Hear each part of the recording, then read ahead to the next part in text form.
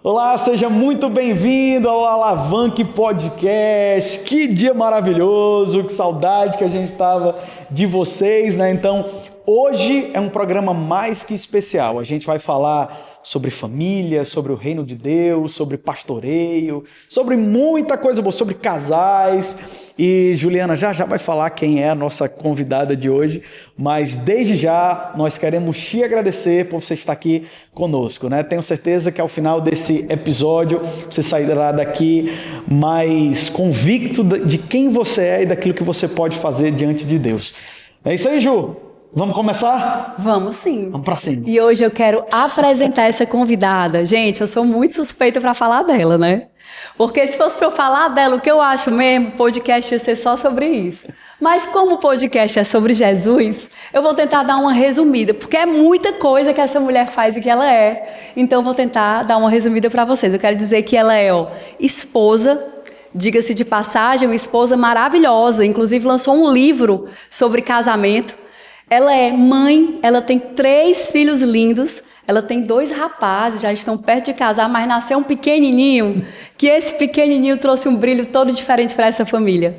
Ela é empresária, ela tem uma marca chamada I Am Choose. Se vocês verem essa sandália, vocês vão ficar encantados. Escritora, eu já falei, né, porque ela escreveu um livro e também tem um e-book. E ela é uma pastora, uma bispa, tão maravilhosa que eu não consigo descrever para vocês, porque ela trabalha com o amor de Jesus. Eu nunca vi a bispa Raquel, até para ela exortar, ela coloca aquela dose de amor, aquela doçura que Jesus tinha, e isso atrai muitas pessoas, tanto para a igreja, para os ministérios. Ela já levantou ministério, é ministério com criança, é com adolescente, é com os idosos, é de casais. Então, a Comunidade das Nações, que é minha igreja, que eu amo, que eu tenho muito orgulho de participar, ela consegue dar um 360 na vida de tantas pessoas que eu não consigo explicar para vocês. E ela está à frente dessa comunidade, e hoje nós vamos entrevistar aqui, vamos conversar, né, com a bispa Raquel, que é a minha bispa, que eu amo muito. Seja muito bem-vinda e é uma honra para a gente estar com a senhora aqui hoje. Oh, gente, depois de uma apresentação dessa, eu não tenho nem mais palavras, fiquei honrada agora. É um prazer estar aqui. A gente ama estar nos movimentos que Deus está fazendo na Terra. E eu tenho certeza que esse podcast, você, Ju, aí junto do Mulheres Plenas, tem feito um movimento lindo. Sim. E o nome de Jesus tem sido elevado, tem sido visto, conhecido. E isso é maravilhoso. Eu estou feliz de estar aqui hoje com você também, meu amigo. Maravilha, maravilha. Bispo, para nós é uma honra de verdade tê-la aqui, né? São 27 anos pastoreando, né? Lidando com todo tipo de gente dentro de igreja, né? E quão maravilhoso é para nós, né? Poder propagar essas mensagens, né? Ter esse canal onde a gente pode divulgar aquilo que é bom, né? Aquilo que é para que o reino de Deus, para que o reino de Deus cresça, né? Ele seja expandido. Então, de verdade é uma honra para nós e a gente quer saber muito, saber sobre como tudo começou, não só a sua história também, mas do seu casamento com o Bispo Fabrício. Então a gente quer saber da tua vida, de como é o dia a dia, de tudo. Vamos lá pro início? Vamos. Como começou a vida ministerial de vocês? Sim. Como foi isso? Como Deus chamou vocês? Pronto, começou bem junto do casamento, porque quando solteiro, ele já tinha um chamado pastoral, um chamado ministerial, e eu, antes de conhecê-lo, também sentia um chamado de amor por vidas, um chamado de levar Jesus para as pessoas, de cuidar do coração das pessoas. E nós já tínhamos esses chamados e nós nos encontramos em um ambiente, né, de igreja, né? Igreja é esse lugar maravilhoso que promove encontros que transformam, né? Por isso a igreja é importante. Então eu o conheci na igreja nos Estados Unidos há 27 anos atrás. E quando eu conheci, ele estava pregando, e eu estava numa mesa, sentado com alguns jovens, e ele fala que naquela noite ele observou e ele viu que eu era a única que estava prestando atenção na mensagem dele. Não era apenas dar mensagem, né? Claro, mas eu estava realmente centrada ali e aquela foi o nosso primeiro encontro e depois nós fomos apresentados por amigos e em um período aí de 7, 8 meses nós nos conhecemos, noivamos e nos casamos. Na Rápido, né? época eu tinha 17 anos e ele tinha 19 anos. Então foi bem cedo, Cedinho. bem cedinho, mas foi algo que já ardia no meu coração casar cedo, no dele também. A gente 17 anos, né? 17 anos. Meus pais tiveram que assinar para eu casar, porque eu casei nos Estados Unidos. Eita, né? bispo, o senhor tá apressado, viu?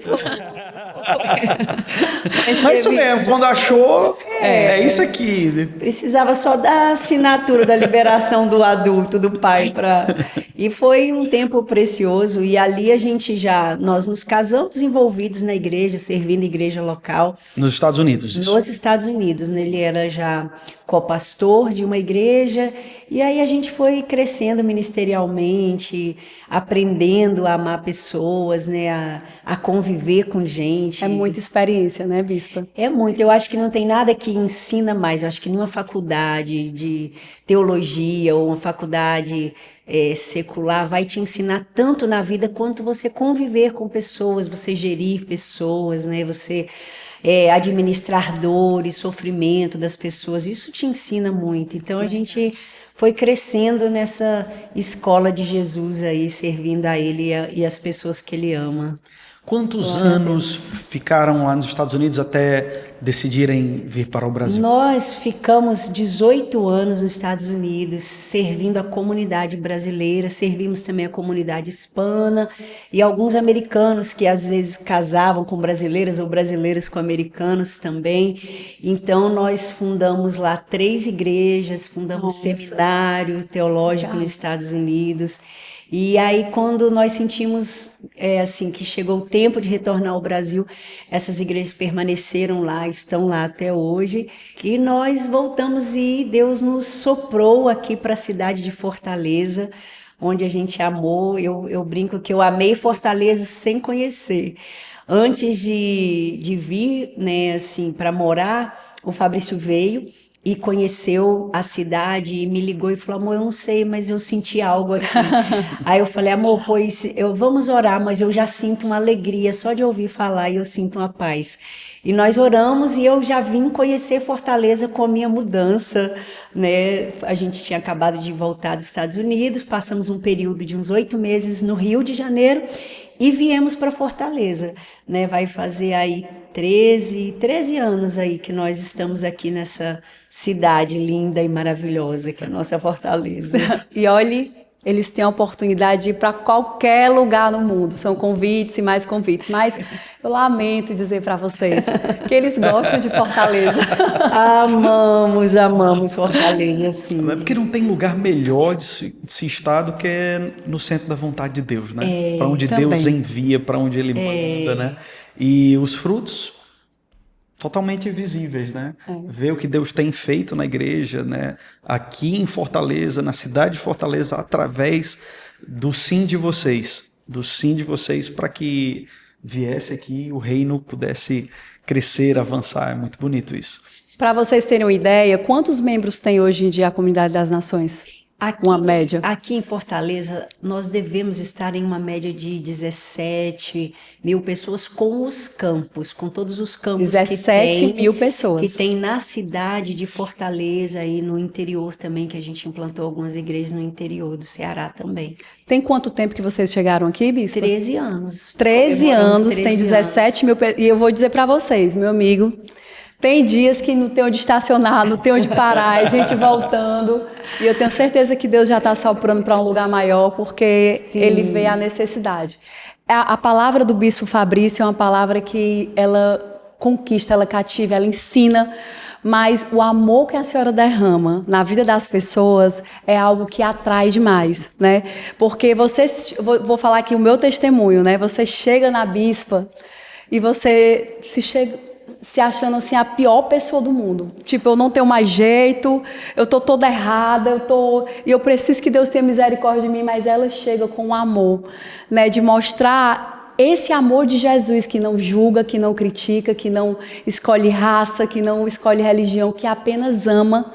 E a nossa identidade vai sendo restaurada por esse amor, né? E eu cresci muito depois que eu comecei a conviver. Diga-se de passagem, ela é minha vizinha, porque Deus é fiel, tá? Ainda tem isso. Olha onde Deus me plantou, minha gente, porque Ele é fiel, né? E assim, e eu admiro muito esse evangelho de Jesus que vocês fazem, genuíno, porque hoje nós só temos aqueles que atiram pedra, né? Aqueles que veem o cisco lá no olho e não olham, mas a senhora não, a senhora tem um amor genuíno por pessoas, tem assim uma misericórdia nas suas atitudes e eu admiro demais. A senhora já me ensinou muito com isso, mas nós vamos voltar para o podcast. Não, mas isso... Eu agradeço essa percepção. Mas todo mundo, né? Mas eu sempre me sinto muito desafiada por Deus, sempre oro, Deus me batiza no teu amor, me mergulha, porque nós sabemos que amar como Jesus amou, né, é o nosso alvo de vida, sim, né? Então é lindo poder viver isso. Bispo, eu tenho uma dúvida bem pro lado pastoral. Sim. Quais os maiores desafios que vocês enfrentaram morando esse tempo, 17 anos nos Estados Unidos? Sim. Depois vem para o Brasil, o Nordeste brasileiro.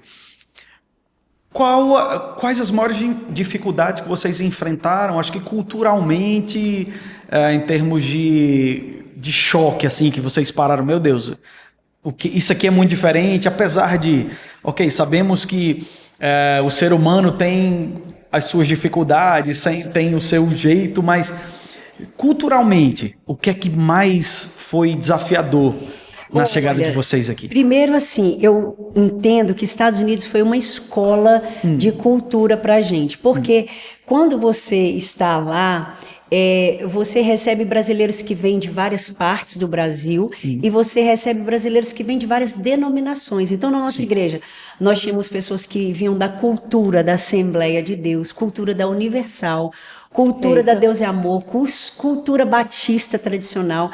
Então, Deus une todo esse povo e nos coloca lá para lidar com isso. Então, quando a gente retorna para o Brasil, é como se o nosso coração já tinha sido forjado, de certa forma, por Deus, nessa questão cultural.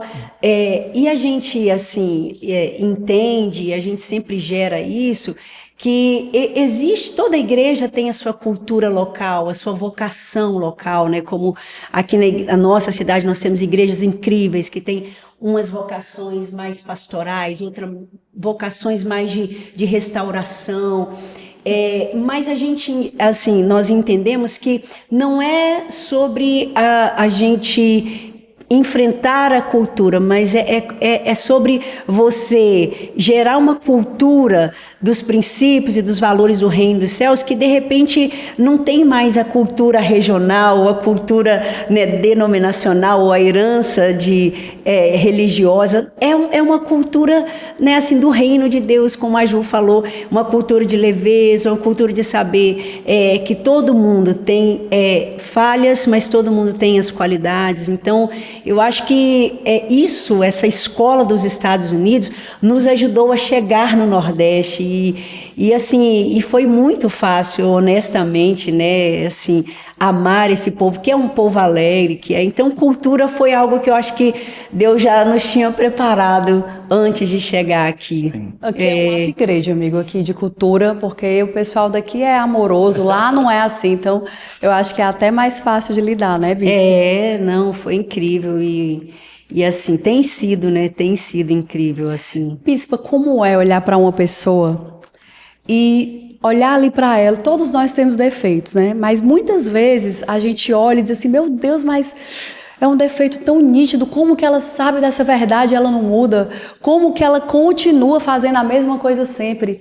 Mas como é olhar para essa pessoa e você conseguir extrair dela ali, do que tem dentro dela, do que tem de melhor? Você consegue, porque a bispa ela consegue enxergar o lado bom. A pessoa está mazelada, mas ela olha, ela diz assim, mas tem isso aqui, e é nisso aqui que eu vou focar, e essa pessoa vai crescer, porque eu consegui extrair dela o que ela tem de melhor. A senhora tem alguma técnica assim para ensinar para a gente? Tenho, anote aí, vou já Gente, olha, essa técnica é a técnica que Deus usa para tratar comportamentos humanos. Eu até ministrei domingo e assim, olhando que de Gênesis a Apocalipse existe comportamentos humanos, né, que Deus foi tratando, que Deus foi cuidando e isso em especial que você me perguntou, como é você olhar para as pessoas e não se assustar com o tamanho da falha ou o tamanho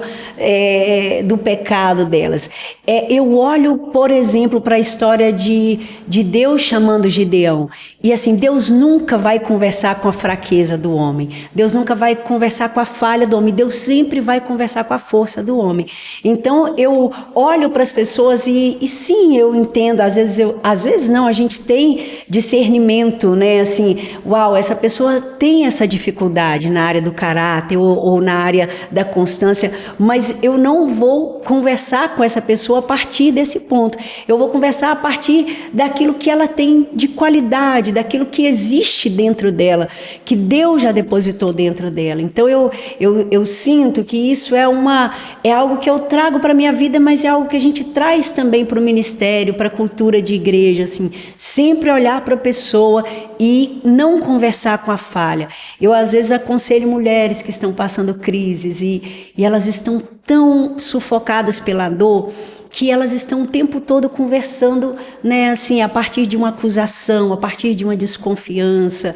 E o nosso alvo, assim, para imitar Jesus e ser coerentes com a palavra é tratar como Deus trata, né? Então, assim, Deus nunca vai tratar com a gente a partir dos nossos pecados, das nossas falhas, né? Deus vai tratar, né, a partir do sangue do Cordeiro, do Filho que Ele enviou para nos salvar e nos resgatar, né? Então, eu acho que isso aí é o segredo de todo relacionamento saudável e de tudo que você vai fazer na vida é um princípio que tem que te guiar. E é um grande impulsionador de pessoas, né? Imagina eu chegar para o meu amigo aqui, você não presta para nada, você não, né? Então, quando você chega e você extrai o que tem de melhor nele, você impulsiona, a pessoa olha e diz assim, olha, nem eu estava acreditando em mim, mas ela acreditou tanto que eu vou passar a acreditar, né? E muitas vezes eu me senti assim. Em toda Bíblia, né? Nos evangelhos a gente encontra as atitudes de Jesus exatamente dessa forma. Né? As pessoas queriam apedrejar aquela mulher. Peraí, você vai apedrejar? Sim. Peraí, não. Não faz isso, né? O olhar de Jesus sempre é o olhar da graça e da misericórdia, né? Foi um dos propósitos, né? Um dos objetivos dessa chegada aqui. Bispa, e a senhora agora recentemente lançou um livro, né? Uma pessoa que tem autoridade para falar sobre casamento. Quanto tempo? 27 anos de casada. 27 anos de casada. 3 filhos. Os filhos, assim, são bênção. E eu queria que a senhora falasse um pouquinho de como foi essa ideia, essa direção de Deus e do que tem ali no livro, né? Para que a gente possa falar aqui um pouco para casais também e até incentivá-los, né, a adquirir esse livro, que eu já ouvi falar de alguns testemunhos que tem realmente transformado e virado chaves poderosas nos casamentos. E eu queria que a senhora falasse um pouquinho desse livro. Casamento para além das aparências. Isso, esse é o livro que eu lancei em novembro desse ano passado. E assim, o meu coração e o meu desejo é assim, olhar para as pessoas e eu sinto assim, rapaz, a pessoa está sofrendo, mas ela não precisava estar sofrendo, né? Às vezes a pessoa está enfrentando uma crise que ela mesma causou porque ela está desalinhada com alguma verdade a respeito dela mesma. E então o intuito e o desejo do meu coração é ver as pessoas vivendo uma alegria que existe dentro do casamento. Porque o casamento ele é o maior campo de batalha. Talvez o lugar que o diabo mais tente hoje Sim. é na separação dos casais, porque um casal que se separa são filhos que ficam desnorteados na vida. É uma sociedade que fica fragilizada. São crianças que ficam expostas e vulneráveis a todo tipo de abuso, de violência. Então, assim, o casamento talvez é o lugar que mais nos fere, mas ele também é o lugar que mais pode nos curar. Então eu escrevi esse livro nesse intuito de mostrar para as pessoas de que quando você vive buscando esses valores do reino de Deus, que são totalmente opostos aos nossos valores, né, aos valores da sociedade, que eu quero dizer, aos valores, se te feriu, larga, deixa, você não precisa passar por isso, né? Nós vivemos em uma geração que ela é aversa a todo tipo de sacrifício, né? Então, mas quando nós entendemos que os sacrifícios em Deus, ele nos transforma por dentro, ele nos torna pessoas grandes, poderosas. Então a gente começa a desfrutar de uma alegria que excede, é uma alegria que não está baseada nos padrões da sociedade, mas é uma alegria que vem do alto, é algo assim, uau, eu orei, eu suportei, eu poderia ter falado, gritado, mas eu resolvi aqui me calar até os ânimos se acalmarem, para depois, na hora certa, eu falar.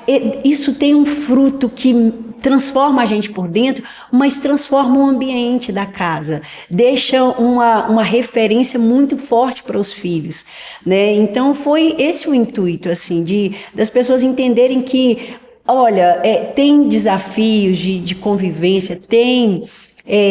É fácil? Não é, mas é muito bom quando você descobre, sabe, os segredos em Deus, assim, para você ser feliz. E quando eu digo segredos é porque Deus é facinho de se revelar, né?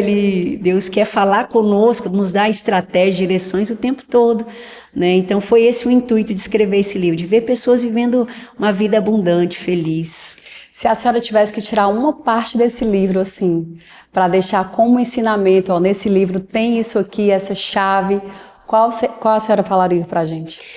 Perdão, porque eu acho que, assim, a Bíblia vai dizer que na oração do Pai Nosso, assim, né, como Deus nos perdoa, nós devemos perdoar uns aos outros. Eu acho que o perdão é a chave que transforma toda e qualquer crise dentro de um casamento. Então, assim, nós não perdoamos porque temos orgulhos, ou às vezes nós não perdoamos porque nós, como eu falei, a gente está tão focado no defeito e na falha do outro que a gente não consegue perdoar. Então, eu dediquei uma parte desse livro principalmente a uma das maiores crises no casamento, que é traição, finanças e criação de filhos. E são três coisas que... Três grandes áreas de assim... que é o que eu recebo no meu gabinete sempre. As pessoas marcou para conversar comigo, normalmente o primeiro deles vai ser traição. Houve uma infidelidade no casamento, eu não tenho força para perdoar, eu não sei o que fazer, eu não consigo confiar, Então eu dedico uma parte do livro só para falar sobre isso, né? Porque eu acredito que perdão é uma decisão, não é uma emoção. Sim. E quando você anda predisposto a entender que Deus fez algo na minha vida e Ele me perdoou, e se alguém falhar comigo, vai doer, eu vou sofrer, mas eu vou perdoar, né? E às vezes as pessoas, por isso que eu falo dos valores, assim, que às vezes as pessoas falam, isso te deixa em um lugar de ser alguém que está sempre vulnerável a ser enganado, ou a ser ferido, ou você vai atrair um abusador, você vai atrair um narcisista. Não é sobre isso, é sobre o seu coração, é a sua disposição. É claro que quando você tem esse coração, Deus te dá maturidade, Deus te dá discernimento. Claro que você vai ser uma pessoa que vai saber colocar limites, mas a disposição de perdoar, ela precisa estar no nosso coração. A falta de perdão aprisiona, né, pastor? A falta de Bíblia, perdão né, e nos isso. aprisiona, né? Quando a gente não perdoa, nós não somos perdoados pelo nosso Pai. Tem esse versículo na Bíblia. Então, de verdade, é uma grande chave o perdão para tudo. E eu entendo a vulnerabilidade de muitas vezes alguém dizer, né? Chegar, não, mas eu já perdoei uma vez. Falar sobre isso. A recorrência do perdão, mas já perdoei duas. Sim, e o que é que a Bíblia fala sobre perdão? Quantas vezes devemos perdoar? Por dia, né? Sim, 70 vezes 7 por dia. Bispo, mas tem outra coisa aí nessa questão do perdão, que muita gente fala assim, mas eu já perdoei. Não, tá tudo bem, tá perdoado, né? Mas lá no fundo existe algo onde essa pessoa ainda não liberou completamente o perdão, né? Então, se eu te perguntasse atitudes que possam me mostrar, né, que eu realmente perdoei uma pessoa, então, o que eu posso fazer para ter essa certeza, para a gente poder ajudar o pessoal que está assistindo a entender quando um perdão é genuíno. Sim. Porque às vezes você fala, não, eu falo com ela, eu desejo bem, eu perdoo, mas lá dentro do seu coração ainda existe uma mágoa. Então, Sim. como a gente pode identificar que essa mágoa, essa falta de perdão ainda existe e atitudes que a gente possa ter para liberar um perdão genuíno? Olha para a história de José. José foi ferido pelos seus irmãos. E quando José reencontra com seus irmãos, qual foi o comportamento de alguém que pensou que tinha perdoado, mas não perdoou? O comportamento foi fazer exatamente o que fizeram com ele. Então, como é que você sabe que você não perdoou? Quando você, sem você perceber, você está fazendo com aquela pessoa a mesma coisa que ela fez com você. Isso é um padrão de alguém que pensa que perdoou, mas não perdoou. Então, só que Deus... Uma retaliação, não é perdão. Exato, é como se assim, não, exatamente, está escrito o que você falou na Bíblia, na história de José. Porque ele vai para o Egito, Deus prospera ele, ele é abençoado, ele tem um filho, aí ele coloca o nome do filho. E Deus me fez esquecer dos sofrimentos da casa do meu pai.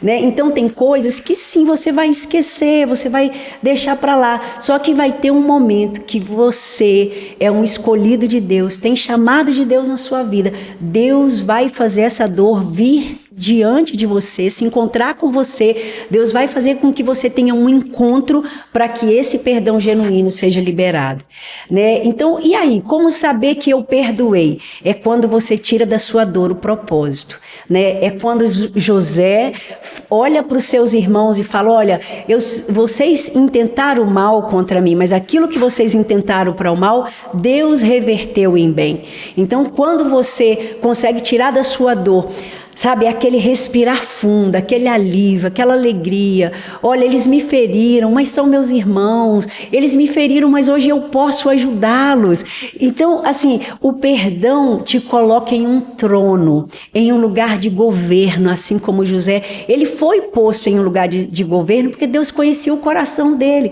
Só que mesmo Deus conhecendo o coração dele, ele sendo um homem bom, ele teve que enfrentar processos. A Bíblia fala que José, o choro dele, da dor de ter sido traído, de ter sido ofendido, foi um choro tão alto que se ouvia o seu choro em todo o Egito. Então, o que isso quer dizer? É que, olha, você pode ir caminhando na vida, Deus vai te abençoar, Deus vai te prosperar, mas vai chegar um dia que Deus vai tratar essa área no seu coração. Você vai chorar o que tiver que chorar, mas você vai perdoar o que tiver que perdoar. E você vai dar um sentido à sua dor, a tudo que você passou. Foi o que aconteceu, é a história de José. Bispo, uma das coisas que me marcou nessa sua fala é especificamente dessa transformação da dor em propósito, né? Bill Hybels fala num livro chamado Descontentamento Santo, né? Aquilo que mais te doeu, aquilo que mais te afligiu, é exatamente aquilo que Deus quer te usar de uma forma mais transformadora, né? Então, conseguir realmente ter o perdão real, o perdão no Senhor, que isso possa ser um modelo de motivação para você, para que isso se transforme em propósito. Isso é espetacular, é genial no perdão. Sim, é uma dinâmica muito poderosa. É a dinâmica de Jesus na cruz, né? Das suas feridas saíram cura, né? Sim. Se Jesus não tivesse sido ferido, o sangue não tivesse sido derramado, nós não teríamos sido alcançados. Então, existem feridas que acontecem na nossa vida, e que dessas feridas a nossa geração vai ser resgatada, né? Tem pessoas que elas vivem um nível de de percepção e revelação de Deus que muda toda a história da geração futura para frente, né? E esses níveis eu sinto de percepção e de cuidar de Deus é na dor. Mas eu não acredito, sabe, amigos, que Deus cause a dor. Deus não é aquele pai assim, olha, eu vou enfiar o seu dedo aqui na tomada para você ver que dá choque. Não, Deus é aquele pai amoroso. Mas nós, quando nos afastamos dos intentos de Deus, não é Deus que nos puniu, é a consequência que nós temos de não estar alinhados com a vontade de Deus para nós. E eu vejo que quando a gente faz e quando isso acontece, e é claro que eu estou falando aqui, eu não acredito que Deus coloque doença em alguém, mas você sofre por ser traído por alguém, né? Aí vai falar, Deus que fez isso, ou não. Mas eu acredito que nesses momentos existem tesouros para serem extraídos que, se você for olhar para trás, esses tesouros eles são muito, muito mais valiosos e preciosos. Você fala assim, tem situações na vida que você fala assim, eu passaria tudo de novo para viver isso que eu estou vivendo agora. Amém. E é isso que Deus vai fazer com quem está nos assistindo, né? É isso que Deus está fazendo. Esses momentos são muito fortes, né? Que Paulo diz, quando estou fraco, aí sim, Aqui estou está forte, porque é a fraqueza da carne, a fraqueza do dia a dia, mas que o Senhor vai sobressair naquele momento ali, né? Se aperfeiçoa na fraqueza. E isso é muito real. Acho que eu até já falei aqui em outro podcast, quando eu falo do meu deserto, do período de deserto, né? E eu ia lá pro meu quarto, eu tinha um quartinho que eu passava de 4 horas. Era uma dor tão grande que eu sentia que eu não tinha nenhum lugar para me refugiar. Que eu precisava ir para a presença do Senhor e muitas vezes eu dizia só, me ajuda, me ajuda, me ajuda, eu não estou conseguindo, né? E naquele momento eu tive um encontro real com Jesus, né?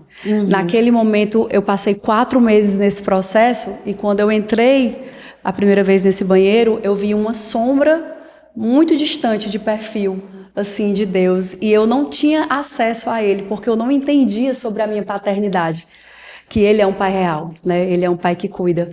E nesse processo de sofrimento, né, que foram 4 meses de muita dor, onde eu estava assim num beco sem saída, eu só tinha um lugar para olhar que era para o céu e eu só enxergava Ele lá. Eu fui me aproximando e criando esse relacionamento, essa intimidade, que hoje eu digo assim, eu não quero voltar para aquele deserto, foi muito doloroso, mas o meu momento de maior intimidade, né, que eu tive com Jesus, assim, quando eu me deitei no colo dele, dentro desse processo que ele deixou de ser uma sombra, e eu já estava ajoelhada num jardim, que eu nem sabia que jardim significava presença. Hoje eu sei porque que ele me levou para aquele jardim. E quando eu tive esse relacionamento com ele, eu entendi quem eu era, qual era a minha identidade, quem ele era como meu pai, né? Então, muitas vezes, né, nós estamos passando aí por momentos difíceis, sofrendo, e a gente naquele momento não consegue enxergar o propósito. Mas eu digo para vocês, eu passaria por tudo de novo, não quero passar, mas passaria porque eu encontrei o maior amor da minha vida nesse meu sofrimento. E eu digo para você que existe esse lugar, né? A gente sempre fala aqui que quando a gente pisa no Santo dos Santos, quando a gente tem um encontro real, entende a paternidade real de Deus, a nossa vida nunca mais vai ser a mesma. Então, se você não pisou nesse lugar, ore e peça a Deus que Ele te mostre esse lugar de relacionamento real, porque você vai entender aqui o que a gente está conversando. Não é isso, Bispa? É sim. Existe esse lugar. Existe esse lugar de, assim, onde nós estamos quebradinhos e, né, assim, nada faz sentido na nossa vida. E é o lugar mais propício, né? E é o lugar onde Deus nos encontra. Deus pode nos encontrar, sabe, no seu momento de mais prosperidade, na sua empresa, na sua casa, Ele pode. Mas talvez você pode estar tão ocupado que você não vá perceber. Mas quando você está nesse momento moído, acabado, é como se o seu ego, o seu eu, ele não atrapalha atrapalha mais Verdade. você de perceber o que importa na vida, né? Assim, que de fato é o que te sustenta, é o que te preenche. Então, é tão lindo quando nós temos esse encontro com Jesus, né? No meio da nossa dor, no meio da nossa aflição, e a gente percebe que assim, uau, eu sempre orei querendo ter um casamento feliz, mas não foi ele que me preencheu. Eu sempre quis ter filhos, mas não foram os filhos que tiraram o meu vazio. Então, eu encontro com Jesus e eu tenho a convicção de que ter filhos, ter um bom lar, tudo isso é maravilhoso, mas não é suficiente. É verdade. Né? Não é suficiente. Por isso que eu sempre oro assim, e eu coloco o meu coração diante de Deus, porque às vezes a gente se apega mais à bênção que Deus nos dá do que propriamente ao Deus, né, da bênção. Então, eu sempre oro, Deus, não deixa eu colocar nada no meu coração que ocupe o seu lugar, porque você ter um lar abençoado é muito bom. É muito bom você ter o amor de um homem, o amor de filhos ao seu redor que te ama, que te honra. Isso é muito bom. E se a gente não cuidar, a gente coloca isso acima de Deus na nossa vida. E se um dia isso te faltar, você pode, perder totalmente o rumo da sua vida, porque Deus não foi o centro. Por isso que tem pessoas que às vezes você vê que, uau, tinha um lar tão feliz, uma vida tão estruturada, de repente acontece algo e a pessoa se desestrutura. Porque, de fato, Deus não estava no altar, Deus não estava no lugar, né? E eu acho que a gente tem que sempre manter o coração nesse lugar. Deus, não me deixe errar o alvo, perder o foco de quem o Senhor é e de que no final do dia, no apagar das luzes, quem nos sustenta é a presença de Deus. Não é um homem, não são filhos, não é um bom empreendimento, é a presença de Deus que nos mantém. É verdade. E recentemente nós vimos aí a entrevista da Anitta, né? Eu não sei se vocês conseguiram acompanhar, onde ela fala que ela tem toda a fama, todo o sucesso do mundo, imagina, né? E ela diz que tem algo dentro dela que ainda não foi preenchido. Né? E a gente vê assim o quanto muitas vezes nós mesmos, né, que até já conhecemos essa presença, nos preenchemos com algumas coisas do mundo que tiram o nosso foco da presença, do relacionamento, né? E a gente, quando volta para essa presença, é que a gente entende que ali é o nosso lugar. Que fora disso, né, fora desse relacionamento de intimidade, de conhecer o nosso Pai, não tem nada que vá nos preencher. Tem muita coisa boa que Deus nos dá, né? Deus nos dá amigos, Deus nos dá uma família, Deus nos dá prosperidade financeira, viagens, e tudo isso é muito bom, né? E Ele quem nos dá. Mas longe do relacionamento dele, todas essas coisas vão ser vazias, né? E é isso que... E assim, é um relacionamento Jó, muito real. Tudo. Sim. Mas ele permaneceu no Senhor. É verdade. Sim. Ele permaneceu no Senhor. Então, Ele tudo aquilo foi- que provava, que poderia provar, né, o inimigo foi lá, tocou, Deus permitiu que ele tocasse. E Mas depois, né, o que aconteceu? E depois o que acontece? Deus restituiu. Restauração, restituição, né, de completa. tudo completa. a mais, né? Porque Deus, ele é sempre assim. Você passa ali pela prova, mas quando ele vem com a bênção, aí ele vai te dar ali, ó, 10 vezes mais, e você vai entender que nada disso também importa. Mas o relacionamento que você construiu, que vai ser a base da sua vida, é o que vai te trazer uma verdadeira felicidade. E tem algo que aconteceu comigo, que eu vou aproveitar que a Bispa está aqui, eu nunca falei para ela, mas quando eu estava nesse meu período de deserto, de sofrimento, eu estava tão quebrantada diante do Senhor, né? Eu dizia assim que eu estava com o coração de Davi, né? Eu estava tão derramada na presença dele que eu digo assim, eu acessei o coração de Deus naquele momento. Uau. Né? E eu tinha respostas instantâneas de tudo que me acontecia. Às vezes eu passava por uma cena que me magoava e eu chegava no meu secreto e eu dizia, Senhor, isso aqui está doendo, não estou aguentando. E ele trazia uma cena mais tarde envolvendo a mesma situação que me consolava e que me curava. E eu dizia assim, caramba, era só coisa da minha cabeça. Olha, ele me mostrou a verdade. Porque o inimigo que vem para roubar, matar e destruir, ele também traz confusões mentais na nossa cabeça. E tinha algo que eu vivia, não sei se eu já falei aqui, se eu tiver falado, tu me lembra? Eu tinha muito medo de perder o meu filho.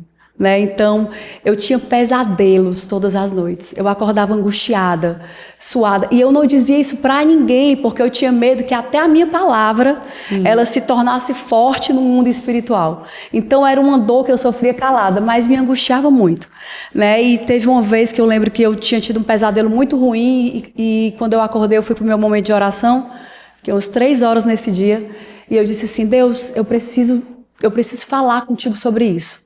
Eu não estou suportando mais essa situação. Tira essa dor do meu coração, essa angústia. Eu passo todos os meus dias com medo.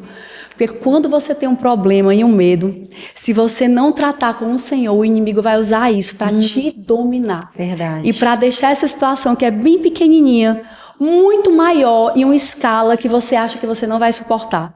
Por quê? Porque ele está manipulando a tua mente. E ele fez isso. Mas eu cheguei para o meu pai, eu conversei com ele. E eu disse: então, já que o senhor está resolvendo tudo para mim, me ajude a resolver essa questão também, né? Aí fiz a minha oração, ok. No outro dia foi domingo. Fui para a Comunidade das Nações. E aí o bispo começou a pregar lá. E ele passou o culto inteiro e ele não falou uma palavra. E eu tinha muita esperança que Deus fosse me curar daquela dor naquele dia, né? E aí quando foi na bênção final, quando ele começou a dar a bênção, eu já procurei esse vídeo, que eu quero esse vídeo, porque é um testemunho. Ele disse assim: eu não posso dar a bênção, eu tenho que falar algo aqui para vocês. E aí ele disse assim, eu me emociono com essa parte. Ele disse assim: ontem tinha uma pessoa chorando ajoelhada, dizendo para Deus que tinha muito medo de perder algo por conta dos seus pecados passados. Uau. Porque o meu medo de perder era para pagar por tudo que eu tinha feito antes de conhecer Jesus. E eu quero dizer que Deus hoje, Ele está tirando esse fardo das tuas costas. Uau. Que o seu pecado já foi jogado no mar do esquecimento. Você está lavado, remido pelo sangue do Cordeiro. Você não vai perder nada do que você tem hoje por um pecado que você fez no passado. Uau. E hoje Ele quer te limpar nesse lugar. Vem aqui na frente que eu vou orar por você. Uau. Precisa ser mais claro. E bispo, eu fui curada naquele culto, né? Eu fui curada e nunca mais eu tive medo de perder o meu filho. E a partir dali, Deus ele foi reafirmando as promessas de quem era o meu filho, do propósito pelo qual ele nasceu. E esse é o nosso relacionamento com Deus. Quando você se entrega genuinamente, quando você vai conversar, Ele não deixa nenhuma oração sem resposta.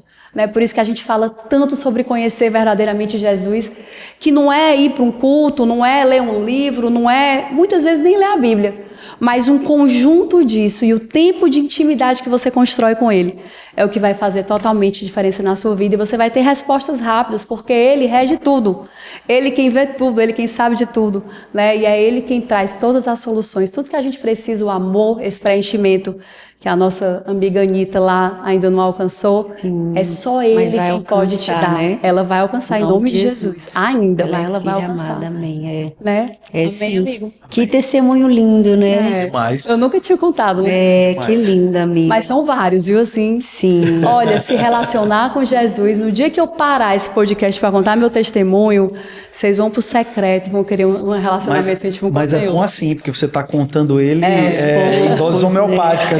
Então é bom que a turma fique assistindo para conhecer cada vez mais. Exatamente. E eu fico imaginando o quanto de pessoas que devem ser, que devem sofrer dessa mesma dor de perder alguém, de perder um familiar, né? Sim. A dor da morte. Eu falo isso no meu e-book sobre medo. Eu falo sobre a questão da medo da morte, né? O e-book se chama Coragem para Vencer. Isso, exato. Essa palavra coragem, ela é muito forte e muitas vezes o sentido dela não é tão compreendido de uma forma clara ou real, né? Para alguns pode ser um significado, para outros outro. Quando a senhora foi escrever isso, o que estava no teu coração? O que é essa coragem para vencer? Então, quando você fala, né, que é pouco compreendida, às vezes as pessoas associam coragem com uma grande coisa. Eu preciso ter coragem para fazer algo grande. E para mim foi coragem para vencer pequenas coisas, como a timidez, por exemplo. Eu nasci na igreja, mas olha, é tanta gente que está na igreja, mas ainda não sabe quem é. Eu era uma dessas pessoas, de ouvir a palavra, de cantar, de adorar, de servir, mas eu não sabia quem eu era em Deus, mesmo estando na igreja. Então, eu era uma pessoa altamente tímida, mas um dia Deus me chacoalhou e o Espírito Santo falou algo forte para mim e ele disse assim: filha, olha, o seu medo e a sua timidez aponta para quem você é, para você. Agora a sua coragem aponta para quem eu sou na sua vida. Então, a partir daí, o Espírito Santo virou uma chave de revelação dentro de mim e aí eu comecei a confrontar de frente esse comportamento de timidez, de medo, medo de falar em público, medo. E Deus foi construindo uma coragem em mim para vencer coisas pequenas. Por exemplo, eu fiz um propósito com Deus uma época, porque meu esposo sempre foi meu maior desafiador, e ele sempre pedia para eu pregar, para eu ministrar, e eu sempre reclamava. Era de cara feia, a gente brigava, eu falava não. E aí teve um dia que Deus, assim, o Espírito Santo falou: filha, vamos aqui, vamos fazer um propósito. Você nunca mais vai dizer não quando alguém te pedir para ministrar uma palavra. Eu falei: amém, bora fazer. E claro que eu me arrependi depois. Só que eu não parei. Aquela oração perigosa, aquele sim Deus, que você meio que não queria dar. Por que eu fui fazer essa oração? Mas eu fiz e eu fui vencendo, sabe? E Deus foi fortalecendo isso em mim, assim. E Deus foi falando: filha, olha só, vamos aqui. Você não ama a minha presença? Claro que eu amo, Senhor. Você não ama as pessoas? Amo, Senhor. Você não ama a minha palavra? Eu amo, Senhor. Então, filha, vai lá e fala da minha palavra, daquilo que está, né, assim, que você tem a percepção do meu coração, fala. E aí eu fui crescendo. Então, esse e-book foi, assim, o primeiro projeto de escrever que eu fiz. Então, ele já foi uma quebra de barreira. Foi exatamente. Quando é que eu me via capaz de escrever um livro? Não via. E aí é isso que a gente está falando. Às vezes a coragem, você tem que usar ela na sua vida para dar passos pequenos. Então, assim, poxa, eu sentei, fiz uma reunião com um amigo e aí ele me falou, ele colocou no meu coração: como é fácil você escrever um e-book. E eu falei: pois eu topo o desafio, vou fazer. Aí fiz o e-book, pessoas me ajudaram, Deus sempre levanta pessoas, né? Então, assim, e aí foi um primeiro pequeno passo que eu dei, assim, em direção a colocar para fora aquilo que Deus tem colocado dentro do meu coração. E eu sinto assim, sabe, até dizer para pessoas que estão aqui nos assistindo, Deus tem colocado coisas dentro de você que não é para ficar dentro. Tem que sair para fora. E à medida que isso sai, Deus traz mais. O nível de revelação aumenta. O nível de graça, de ousadia, de coragem aumenta quando você entrega. Se Deus colocou dentro, é para sair para fora. Se é um sonho, se é uma mensagem, se é uma percepção, né? Tem que sair. E aí, através desse e-book eu coloquei, né, assim, com coragem, né, vencendo muitas inseguranças, né, e vencendo vozes na minha cabeça, de que, olha, não tá bom, olha, isso tá muito simples, olha, isso aqui tem erros, olha, a sua cabeça é TDAH, você é toda desorganizada, olha como isso tá mal elaborado. Menino, era assim, era vencendo um leão na mente, assim, toda hora, sabe? Porque é isso, ninguém vai fazer nada sem que antes enfrente uma grande guerra, né? Então, por mais pequeno que seja o passo que você precisa tomar hoje, enfrente essa guerra. Vai com medo, vai com aflição, mas vá, né? E Deus vai assim, firmando os nossos passos. Vai cuidando. Acho que uma das coisas mais importantes nesse sentido da coragem é entender o que é que está nos sabotando, né? Sim, daquilo que Deus nos chamou. E qual é a minha desculpa? Sim, quais são as desculpas que eu tenho colocado para não enfrentar com coragem aquilo que Deus está me pedindo, né? Para mim, o que estava me sabotando era um orgulho, né? Era Deus falar assim: filha, você está preocupada com o que as pessoas vão pensar de você. Então, você não está preocupado comigo em me agradar, você está preocupado com você. E isso me sabotava. Por quê? Porque medo, sim, de crítica, medo de julgamento, não me sentia capaz. Então, qual era a minha desculpa? Eu sou incapaz, né? Assim, meu marido prega muito bem, mas eu não prego como ele. Comparação. Era a minha sabotagem. Né? E quando Deus tira tudo isso e Deus fala, olha, realmente você não tem que ser igual ao seu marido, você não tem que ser igual a fulano, você tem que ser quem você é. Eu te criei. Você precisa ser a Raquel. E vai fazer a sua entrega como Raquel aí. Sim. E vão ter pessoas que vão se conectar.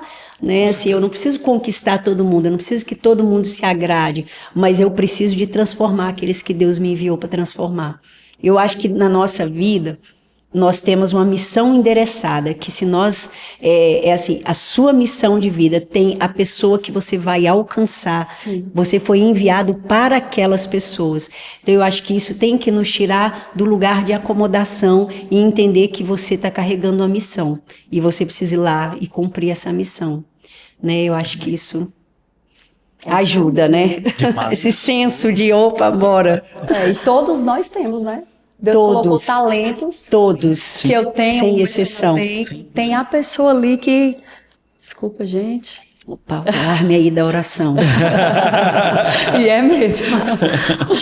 Mas é isso. Bispa, tem mais alguma pergunta mesmo? Eu quero, antes de entrar para a parte final, eu queria agradecer aos nossos patrocinadores. Nós não podemos. Existem pessoas que apoiam esse projeto e a gente tem um coração extremamente grato por eles, né? Para que a gente possa estar aqui, para que a gente possa trazer essas mensagens, né? Mensagens vindas do coração do Senhor, né? Através de pessoas, convidados tão maravilhosos que têm chegado até aqui. Então a gente quer sim, de todo o coração, agradecer. E eu vou começar, depois passo para você. Eu quero agradecer a Michele França, queridíssima, querida, maravilhosa, cuida aí das mulheres. Sim, Michele França, viu? A Sodier, gente, já tem um bolinho logo ali. maravilhoso, tem um logo ali, bolinho maravilhoso, meu Deus, as tortas são espetaculares. Delicioso. É bom demais, muito obrigado, Sodier.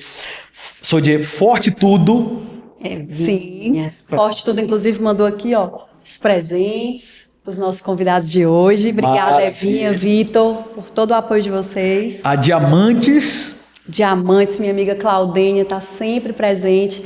Ela diz assim, Ju, é pro reino, pode contar comigo. E é comigo e com todos esses movimentos que são feitos, né, por aí. E tem uma história maravilhosa, já esteve aqui conosco, né? Então, se você não assistiu, procura lá em nosso canal o episódio com a Claudênia. A Claudênia é fantástico. Adoram? Adoro. Minha amiga Dani, né, lá da Comunidade das Nações também, a Dani e o Dudu, são líderes de casais, né? São mais de 7 mil pessoas. Isso, eles lideram o Ministério de Pequenos Grupos da igreja. Olha aí, são mais de 7 mil pessoas envolvidas em pequenos grupos. E são grandes empresários. Sim, viu? Sim. O Léo Creative. O Léo que cuida dos nossos cabelos, ó, meu e da Bispa. Sim. Obrigada. Farmácia São João. Farmácia São João, minha amiga Aida, lá do Sul, apoiando aqui o nosso projeto. E eu quero te agradecer muito, amiga, pelo seu apoio. E hoje a Grazi, né? A Grazi veio nos maquiou, talento nos aí. arrumou, nossa maquiadora. Obrigada, amiga, por todo o seu carinho e sua dedicação.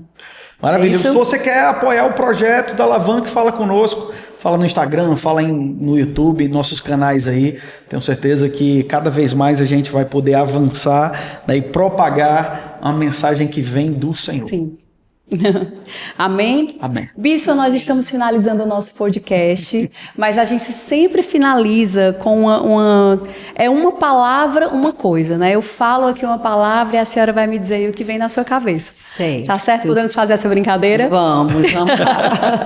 Vamos lá, uma palavra, uma coisa. Vamos começar com uma inspiração. Moisés. Agora eu quero saber por quê. Opa, eu sei que ele inspira demais. Mas não era só uma palavra, né? Não, mas eu também quero saber. Porque ele foi talvez a primeira pessoa que orou pedindo para ver a face de Deus. Então eu acho que Moisés foi muito ousado na relação e na percepção de quem Deus era. E eu busco isso também. Eu quero perceber a Deus o máximo que eu posso perceber. Assim, Moisés é uma inspiração para mim. Que legal. Uma alegria. Meus filhos, meu marido, tá dentro de casa cozinhando e vendo todo mundo junto ali, comendo, conversando, brincando. É bom demais. É. Um desafio.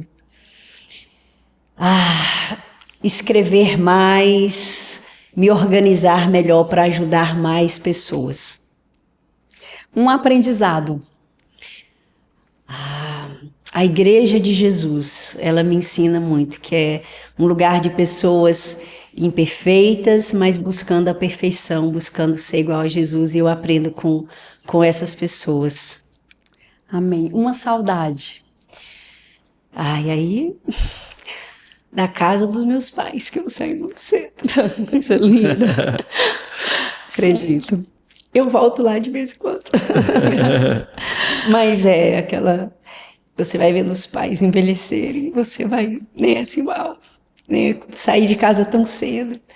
Não tem como trazer eles pra cá, não? Vamos trazer, semana que vem já. Oh, coisa boa. Uma música. Ai, são tantas, meu Deus, mas quem já pisou no Santo dos Santos, né? Eu acho que é uma música que marcou muito, que é uma música que é a realidade, é a nossa realidade. Não dá para viver. Eu não quero desculpas hoje. Hoje bora. Em outro lugar. Não dá pra viver. É muito linda essa música. Toda vida ele tem que dar uma palhinha, viu? Mas tem dias que ele não quer, não. Gostei. Tem dias que ele não No quer. próximo podcast eu vou trazer o violão. Eu acho violão. que tem que trazer. Vou Se cantar mais. tivesse um Não é não? violão aqui, a gente já ia dar lugar já. Entendeu? Com certeza. Crente, quando se une, Tô é me assim. comprometendo aqui diante de vocês. Vou trazer violão e Vamos a gente cobrar, vai cantar viu? mais. Isso Vamos aí. cantar mais aqui. Isso. Gostei, ó. Uma vitória. Uma vitória, ai, são tantas. Mas eu acho que ter escrito um livro impresso, assim, legal. foi uma vitória para mim. Foi Deus mostrando assim, uau, filha, eu te fiz do jeito que você é. Porque às vezes a gente acha, eu tenho um defeito, eu não consigo me concentrar, eu não consigo me organizar. E eu acho que foi a vitória de Deus tirar todas as minhas desculpas e mostrar que sim, dá para fazer, sendo do jeitinho que a gente é, dá para fazer. Amém. Dá para fazer, amém. Bispa, e para finalizar, né? Eu queria que a senhora falasse só um pouquinho como que é a sua rotina de oração, se tem uma rotina, como que funciona a construção dessa intimidade, para a gente deixar isso aqui como mensagem final, para que as pessoas possam entender que existe também um caminho que você percorre para estar mais perto aí de Jesus, para escutar a voz dele. Eu procuro sempre acordar e já colocar uma adoração no YouTube, porque a adoração me conecta a Deus e ali eu vou ouvindo aquela adoração, vou, né, assim, colocando o meu sentido assim em Deus, a minha mente, o meu coração em Deus, e depois eu leio uma palavra. Às vezes a minha mente agitada, quando está muito agitada, eu coloco uma palavra para eu ouvir, porque a Bíblia fala que a fé vem pelo ouvir, né? E então eu coloco uma palavra para eu ouvir e eu procuro não começar o dia sem fazer isso. E às vezes, quando eu tenho a oportunidade durante o dia de voltar nesse lugar, eu volto. Porém, eu tenho comigo, no meu coração, de que o devocional ou a vida de oração não é um lugar que você entra e sai. Eu estou sempre assim buscando, às vezes eu estou no carro, tem uma canção, eu estou conectando com Deus, eu estou ouvindo uma rádio de notícias, eu ouvi uma notícia sobre o Brasil, aí eu já entro ali em oração sobre o Brasil, abençoando o Brasil. Se eu ouço algo sobre crianças, aí eu já começo. Então eu sou mais assim, durante o dia, estar sempre buscando uma conexão com Deus e estar sempre ali mantendo a mente, mantendo o coração em Deus mesmo. A minha prática é assim. Mas amanhecer o dia, né? Com o louvor, ali na presença, faz toda a diferença. Porque, olha, eu até assim, eu acho que as redes sociais, elas nos ajudam muito, facilitaram, o WhatsApp facilitou muito a nossa vida.